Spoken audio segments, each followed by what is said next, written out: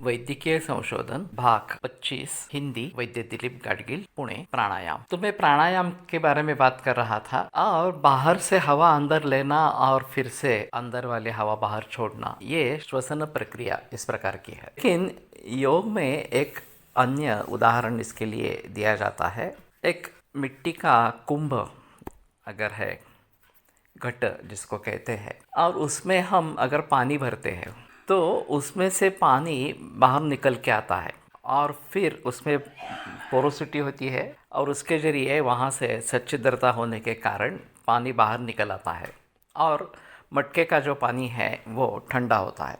ये हम देखते हैं।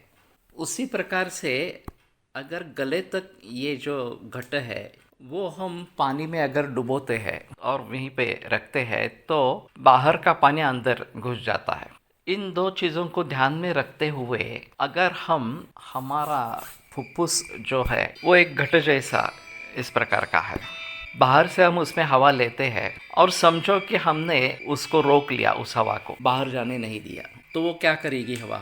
तो वो पूरे बदन में फैलेगी। उसी प्रकार से अगर हवा पूरी बाहर निकाल दी हमने फुफ्फुस से तो एक निगेटिव प्रेशर अंदर समा जाता है और पूरे शरीर में फैली हुई जो हवा है वो वहाँ पे आ जाती है और फिर उच्छ्वास जब करेंगे तो ये हवा बाहर निकल जाएगी। तो जैसे कि एक घट में इस प्रकार से हवा का संचय कर सकते हैं और हवा का संचय हो जाने से वो शरीर में घुस जाती है। हमारे यहाँ आयुर्वेद में एक प्राणभ स्रोतस बताया गया है कि जिसमें कोई भी भाव अगर हमें शरीर में लेना है, चाहे हवा भी हो, तो उसका पचन होना और शरीर के लिए वो सात्म्य इस प्रकार का हो जाना, ये बात आवश्यक इस प्रकार की रहती है।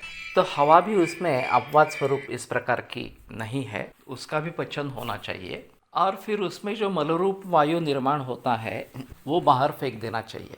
और श्वसिति ये एक जीवित इस प्रकार के प्राणी मात्र का या वनस्पतियों का लक्षण माना गया है। किसी भी सजीव को अपनी जीवन यात्रा चालू रखने के लिए इस प्रकार की बाह्य वायु की आवश्यकता होती है और फिर उसका रूपांतर जो हमें चाहिए उस प्रकार से वो शरीर कर लेता है और उसमें जो मलरूप वायु निर्माण होता है उसको फिर बाहर फेंका जाता है। 3SRB 3 स्टेप रिदमिक ब्रीदिंग करके एक प्राणायाम का प्रकार बताया जाता है। तो उसमें एक स्क्वायर ब्रीदिंग नाम की कंसेप्ट है। 5 अंकों में सांस लेना, फिर उसको रोकना, फिर 5 अंकों में सांस को छोड़ना और फिर उसको रोकना। तो अंतक कुंभक बहिक कुंभक ये सिक्वेंशियली क्रम से करते रहते हैं।